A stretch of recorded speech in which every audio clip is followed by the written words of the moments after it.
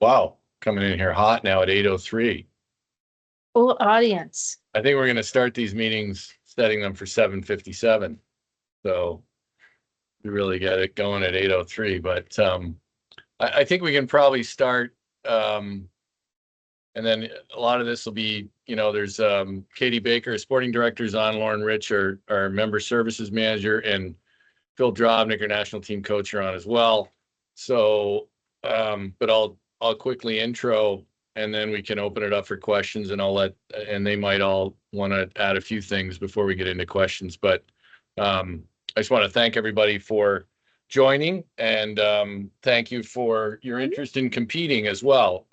Obviously, competition is important for us, and we're grateful that people enjoy and want to continue competing in national championships. We think they're important. So what we have put up is qualifying procedures have gone up recently on our site.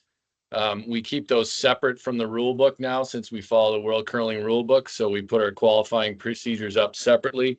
There are sometimes revisions to them.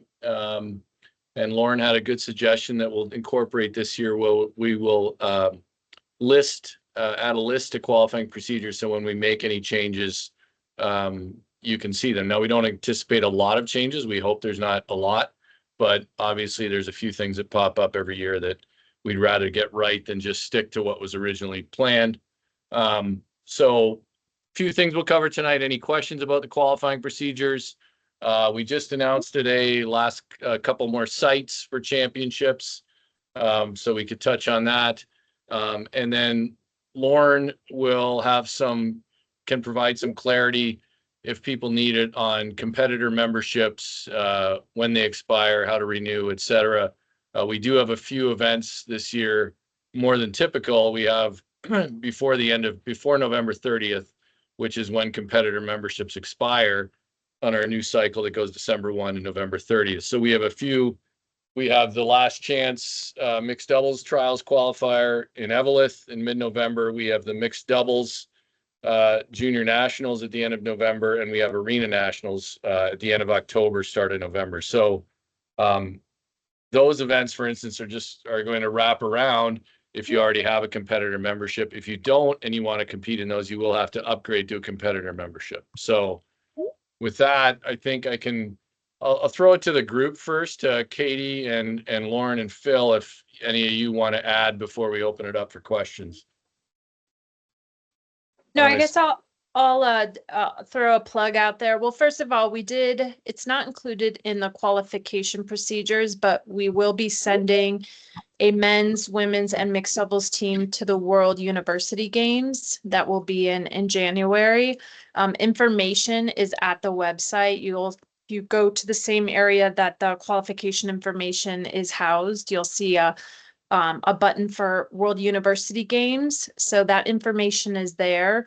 I'll also speak to, we have about 12 spots left in our junior development camp that's in Blaine, starting, I should know off the top of my head, the 29th, I believe, of July through August 1st. So we have about 12 spots left in that camp. You can register through the website. And we have not yet opened registration for the junior development program, which is a year-long thing throughout the season. Jessica Schultz and Michael Poplinski tend to run that. Part of that this year will be getting Jess and Mike out on the ice with athletes and trying to just transfer not just kind of a virtual setting, but also getting some on ice. We'll open registration for that program, which is not capped, sometime in August. So look for that. Thanks, Katie. Phil, do you want to add anything to that, or then I'll throw it to Lauren for a minute? I'll just mention that we appreciate that everyone's interest in playing in championships, and the new event this season, obviously, and Dean mentioned it, is that last chance Olympic qualifying event, which is an opportunity really for anyone within our country that meets the eligibility to play in an Olympics, a chance to play in one event that can qualify for you for the Olympics. So, or for the Olympic trials. So it's an exciting opportunity for everyone, and a one weekend, and play great that weekend, and you can find yourself in the trials. So registration for that event will open up in July, and that event will be open ended. We do not have a maximum number of teams. So we're just looking forward to that opportunity to hosting this new event, and having that opportunity for everyone to play in it. So look for that registration to open up in July. Thanks, Phil. I'll just add on that. So whenever we have open entry events like and three are this mixed doubles last chance qualifiers, one junior mixed doubles nationals will also be open ended. Senior men's and women's is also open ended. So when we have those events, we do like to try to close the registration a little earlier because the format depends on the number of teams we have. So just a heads up on that. Lauren, is there anything you want to explain? I think there is about the memberships. Yeah, so basically, as far as we're aware right now, how the membership renewal process will work is starting in early July, you'll be able to add a renewal to your current membership. So that renewal will, if you renew at, say, a basic level, but you have a competitor membership, that basic will kick in on December 1st. So if you renew at a basic level and you have a competitor membership now, that's not going to like overwrite your competitor membership. So if your club renews your membership for you, that membership will just show up on December 1st. As far as we understand right now, what that means is that you won't be able to upgrade that basic membership through your club to a competitor membership until December 1st. You can still register for events that require a competitor membership after that. You'll just show up as ineligible until you're able to make that upgrade. I'll see if we're working with Sport 80 to see if we can get some clarity on this and maybe make this process simpler, but that's, I think, how it's going to work right now. If you manage your own membership, so you're just going to be buying it, not going through your club or anything, I believe you would be able to go in at the beginning of July and just go ahead and purchase that next competitor membership renewal outright. And then you would have no lapse in your competitor status. So I think that's Everybody have that. I will just say to everybody that Lauren does a lot of work on the Sport 80 platform, working with them. We have a new model. If you do encounter a situation where it says you're ineligible, please don't panic. Reach out to us and we can get it resolved. But we're hoping that with the fixes we've made, that's not going to be a problem. And if you do show up as ineligible when you're trying to register for something, you can usually still complete the registration. It'll just say that you're ineligible, and then you'll start getting periodic emails as you get closer to the event, reminding you of your ineligibility and telling you what needs to be corrected. Right. So you can still go ahead and register. Yep. But then by the time of the event, you'd need to fix the eligibility question. All right. I think we've covered what we planned on, everybody, unless just to kick things off. And then I guess what we can do is just open it up for questions, and we'll look for hands that are up and start the discussion. Now, just want to remind everybody, this is, for all events. So whether you're vying for a senior men's nationals or a 5 and under nationals or a men's or women's nationals. So looks like Blake Hegbert has his hand up. So go ahead, Blake. Hey, Dean, can you hear me? I can. Question on the mixed doubles pre-trials qualifier event. It stated that a minimum of 8 teams would qualify, and there was a list of how they would qualify. And if 8 weren't signed up by, I don't know when, I guess this is what I'm asking, is that field set yet, or is there less than 8 signed up for that? No, it's set. I think we have 10 teams in the field. So yeah, it was what we would do if we didn't get to at least 8. But yeah, it did fill with eligible teams. Okay, perfect. Thank you. Thank you.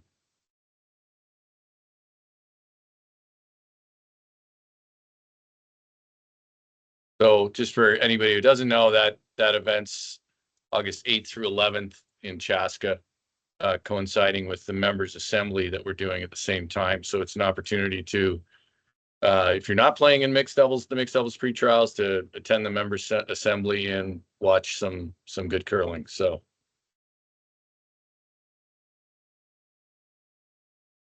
Dean, I did get a question from someone via email about the adult nationals. They asked if they had to compete at the St. Paul Cash Spiel to be eligible to qualify for nationals. And the answer to that is no. If you're not there, obviously that's an opportunity to qualify, but there's other avenues to qualify for adult nationals. You do not need to be at St. Paul. right, it's not mandatory to attend that in order to have a spot. If you want to try to get the spot there, it's available.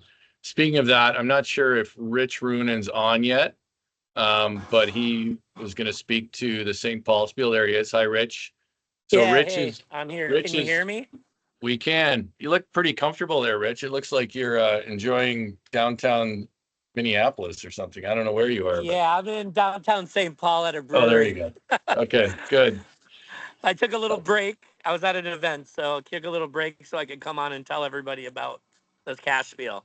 All right. So yeah, so Rich is convening it at St. Paul. So we're happy to be back. You know, for a long time this was a pretty popular cash spiel, and we're happy to have it back. And Rich, go ahead. Okay, so as most of you know, and I just got on, so I'm not sure if it was talked about, but this is a qualifier for nationals. There's 2 men's and 2 women's teams that will qualify directly out of this event. It's October 18th through the 20th. So it'll start on a Friday. You have to be prepared to play Friday morning, because depending on how many teams we get, we might have to start early, like 8 a.m. So for those of you coming from out of town, that'll help you with your schedule, knowing when you need to be there. We are currently, we should have the ability to figure out how to pay and everything shortly here, but you can register through Curling Zone. I don't know if it's been talked about, but Curling Zone was down for a little bit. People were having problems the last couple of days, so just give it a little bit, but you have to register your team through Curling Zone. Then after July 1st, we will give you a link if you want to pay directly. Either you can send a check. There will be an address on that email that we'll send to the teams that have signed up.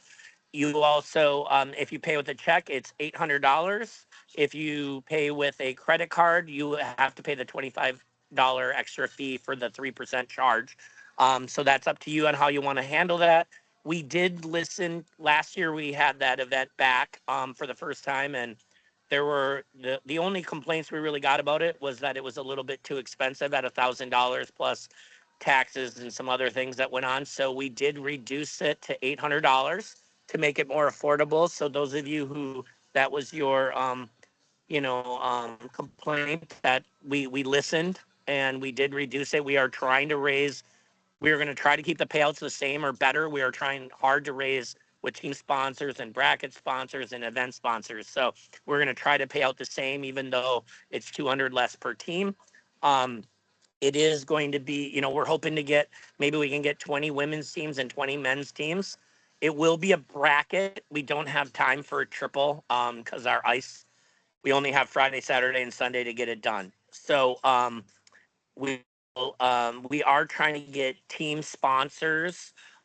So like $100 or $200 for a sponsorship for a team. So we will assign a sponsor to every team if we can pull that off. And the only thing that we would ask is if your sponsor comes on Saturday night, you just take a picture with them, so we can we're trying to raise extra money so we can pay out more money to everybody. We're not going to put a cap on the number of teams because it's an event, but we'll have to figure out based on the number of teams that we get what we're going to do, but it will be pool play. So I want to make that clear. The deadline for registration, we have to make it October 4th. So you still have a lot of time, but we would love to get you in as soon as possible. So if you do know you're going to play, please register, by August for sure, because we're trying to figure out what we need to do with ice and that kind of stuff. So really appreciate it for those of you on here if you just register. But October 4th will be the cutoff, 2 weeks before the start of the event. let's see if I missed anything else here. Let me look at my notes. It'll be a 4-game minimum. So brackets of 5 or brackets of 6. So there will be 4 games guaranteed. And I think that's it. Unless there's any questions. But it will be a qualifier. So we want you all to come. Be great. And thanks, Rich, and appreciate the club making these efforts to do the spiel. And I think it'll be a good qualifier event. And I'll just add that we'll try to, socialize as registration opens. I know Curling Zone was down today, so I think didn't Chris may have bought a St. Paul Cash or something as a URL too, so you might look for that in the future. I'm not sure, but we'll USA Curling make sure we work with Rich and his team to make sure we're posting about it as deadlines get closer. Yeah, we're hoping to get an email out. We're hoping to figure this all out after July 1st here. So we'll have an email if you've registered. If you haven't, we'll send an email. We have a list of everybody's emails for the last couple of years, but email me at rich@tsrinjurylaw.com if you want to make sure you get like a reminder email in July that everything's opened up. But otherwise, just if you do register on Curling Zone, we will have your email and we'll make sure that everybody gets the notification that's registered. Okay. Or that, yeah, already. And then if not, if you want to email, make sure you're on our list. Most of you probably are. If you played on this in the last couple of years, you're already on our list. But if you don't think you might be, just email me at rich@tsrinjurylaw and I'll make sure you get on our list. Okay. Thanks, Rich. All right. Thanks, guys. Enjoy your event. I guess you can also email Hey, Rich Dean. if you've been in an accident. So, Hey, Dean. Please. yeah, sure. Please do. Go ahead, Art. Hi, Dean. Question. I noticed that citizenship is not required for mixed 4 nationals. Yep. It's a And I great, believe that's a change. that's a great question, Art, and it has changed. Because World Curling doesn't require citizenship for, they technically don't require citizenship for men's and women's, but because they're Olympic qualifying events, we require citizenship for those because the Olympics does. But mixed 4s and seniors require, by World Curling rules, only require residency. So we've changed our qualifying procedures to match that. So anybody on here is not a citizen, but if you've been a resident and meet those residency requirements, you can play in those events. Okay. I'm Great, glad you thanks. brought that up, Art.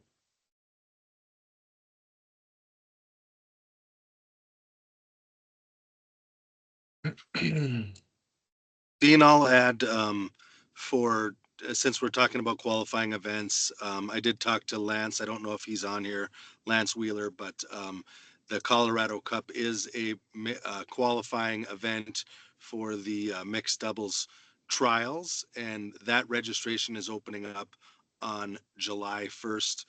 And that registration will go right through the Colorado Cup website. So I don't know if Lance or Claire are on here, but he did let me know that opens up on the 1st of July. And just a reminder for those qualifying events in St. Paul, you don't necessarily have to be a team that's trying for men's and women's nationals. It is open to senior teams that want to play competitive. Basically, they're open to anyone that wants to play in them, and it is a good opportunity for teams to test their skill level and see where they're at and be able to play. So you're saying there's a chance for me, Phil, in the St. Paul Cash. I might just be, there is. All right.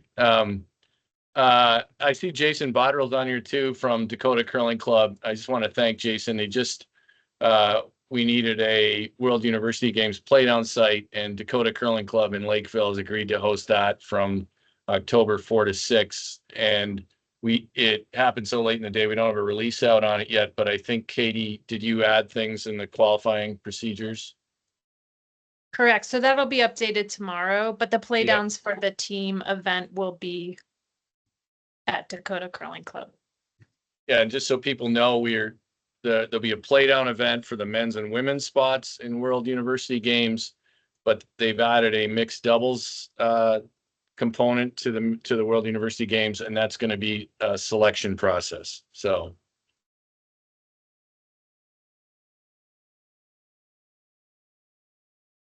I think Mark Hartman, didn't you go to World University Games as a coach? You're on mute, but I think you said yes.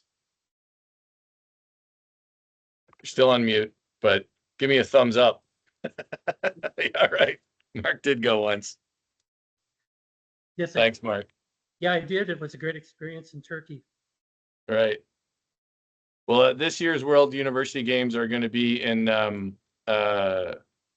where in Italy, right? We're in Torino. Torino, right.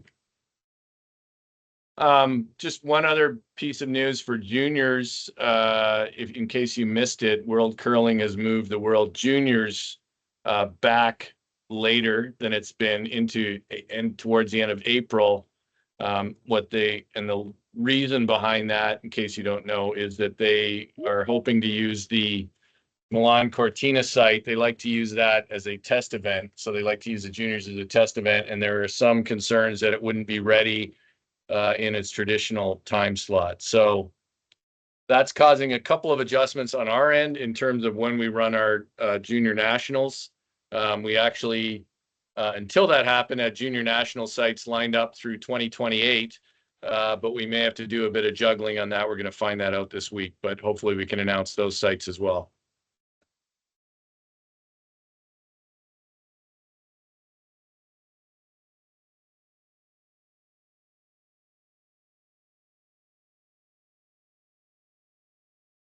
Killing the room here.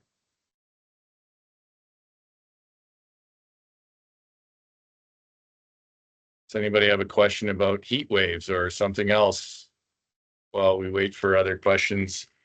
I'm going to say that maybe I hope that we've been communicating with some clarity so there's not as many questions coming up here. So, and by the way, if you obviously feel free to ask questions. We try to stay on top of the communications. One thing I will say, sometimes people ask, when we're going to announce sites, and I'll just suggest to you that we announce sites as soon as we have a memo of understanding or a contract. So we're as eager to announce sites as you are. We're pretty happy, and credit to Aaron Kaler, events director. We've pretty much got 2026 resolved. And we have a number of sites, or 2025 resolved. We've got a number of sites through 26 and 27. If you do belong to a club and you want them to consider hosting, there's information on the site, or you can always email Aaron. I think Chris Johnson had his hand up briefly, but then he took it down maybe. I can ask my question, Dean. Great. Are we doing the intent to compete form that we have to do this year? No, we are Okay. we're with the competitor membership. We've decided that that's enough proof of intent to compete. Okay, thanks.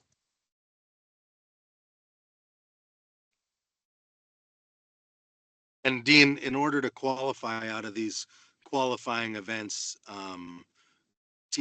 everyone on their team will have to have a competitor membership prior to the start of the event, correct?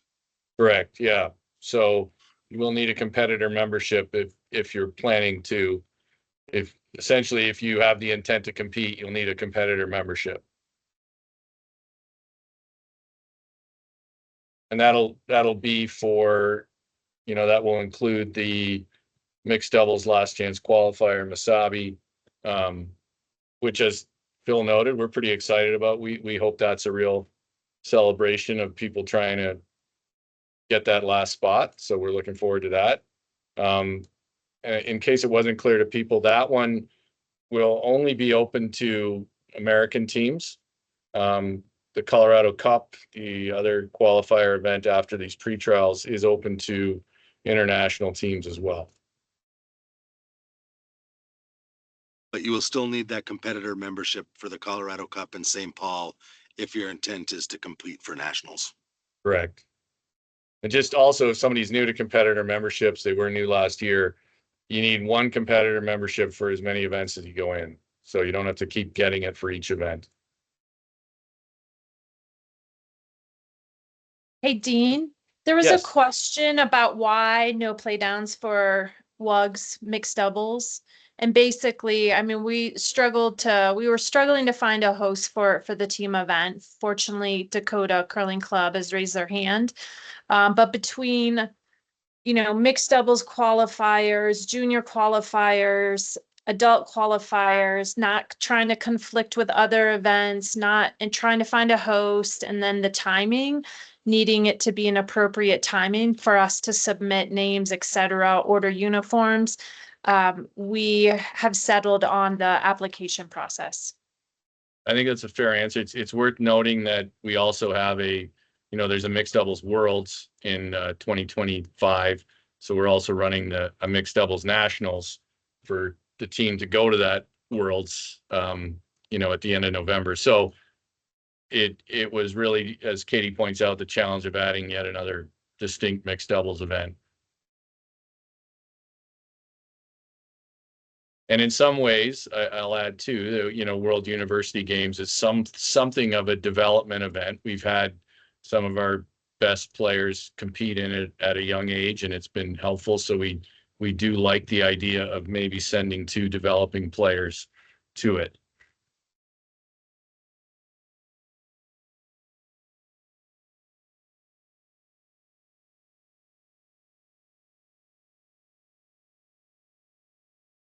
So we have, just to be clear too, we have a fuller championship schedule than we've probably ever had when you add in a mixed doubles nationals, which we're grateful that Duluth Curling Club and Corey Tishi and Corey Dropkin, started an event last year that we're basically using in year 1 as a nationals. That might not be every year, but certainly worked for this year, especially with short notice. The World University Games playdown, of course, we had Youth Olympic Games playdowns last year, but then we also have the Last Chance mixed doubles qualifiers, which is new events. So we have a number of new events. And I think the great thing about it is the competitive schedule really runs almost, the length of the traditional curling season, which is kind of exciting. One last thing we're looking for is a host for for one more junior qualifier bonspiel. I think we're close on a club in the West. We'd like to have that geographic diversity, so we're hoping that that works.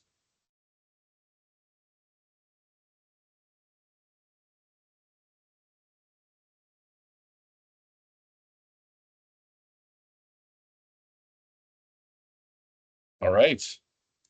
I'll give everybody just a couple minutes to come up with a question, and if we don't have a good one, I think we'll let everybody get back to their warm summer evening.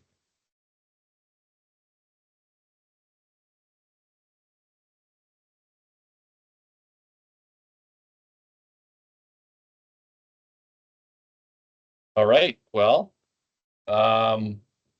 grateful to everybody, like I said, joining this. If you have further questions, all staff emails are on the site. Obviously, somebody's clapping. Thank you, Jasmine. Appreciate your time. And, like I said, Lauren had this good idea. If we do make, and there'll be minor changes to the qualification procedures, only minor at this point, but we will index them so people can see if something has changed. And obviously it won't change, once we get closer to an event, we're certainly locked with that as well, but we're always willing to change something if we discover there is a better solution. Not always, but anyways, I want to thank everybody, and hope you have a good summer night, and hopefully some people are getting on the ice this summer, and otherwise I hope to see everybody on the ice during the next season. Thanks to Dean, Katie. can I And go ahead, jump in? Katie. Absolutely. Sorry to. One No, thing I go for do when it comes up between the senior worlds and the mixed 4 worlds, when teams qualify, I think there's confusion in terms of what they receive as representatives of Team USA at that international level. Unfortunately, in terms of any type of funding, there's no funding to actually give to the team, whether it's to provide them travel support or anything like that.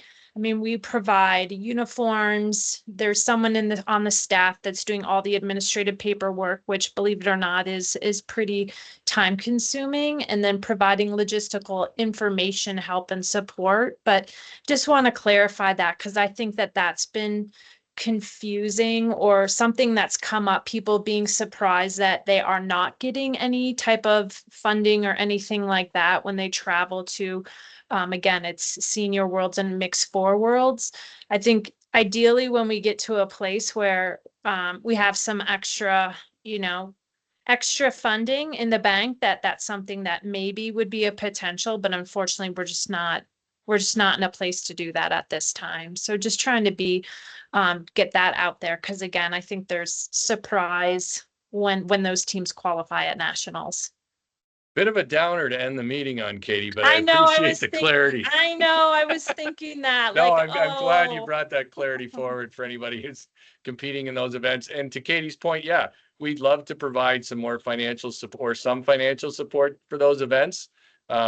Unfortunately, we're just not in a position to do it right now. And just to be clear, any money we get from the USOPC, we can't use towards those events. So it has to come from our own resources. And right now we just have other places we need to put it. So that's unfortunate as a senior age curler myself. And I wish we could, but I'm glad you brought that up, Katie. But on that note, I think we'll wrap Mark it up. raised his hand. Oh, Dean. Mark has his hand up. All right, go ahead, Mark. Yeah, I'm a boomer. It took me this long to figure out how to raise my hand. Just wondering, is there, in regard to senior nationals, is there any thought about bringing the two genders together at the same location? Yeah, I think we've announced that it's going to be in really? Traverse Okay. City. It's going to be in Traverse City next year, senior men's and women's together. We always, that's our preference. It was just last year, frankly, we couldn't find a host that had capacity. Now, Traverse City's has 5 sheets. We've done it on 5 sheets before in Seattle. So, obviously one more sheet would probably be great because it's open entry, but we'll make it happen in Traverse City. And they, if you haven't been there, it's a new club and a great facility, and they're really committed to running national championships. So I'm sure it'll be a good one. Yeah, thanks. I think it'll improve both events. Yeah, no, it's I much agree. better. Just so you know, I mean, last year that was not our preference. It was just a matter of needing hosts, and we were grateful that Heather and in Mapleton and Circle City stepped up to help us out. So, all right, and I just encourage everybody continue to check our website with some frequency. We try to put stuff up quite a bit. Obviously, our socials too, and Lauren sends out an email to club leadership regularly. I send out emails, so trying to keep the communication as much as possible, but feel free to reach out if there's something you didn't know. All right. Thanks, everybody. Good night. Thanks, all. Good night.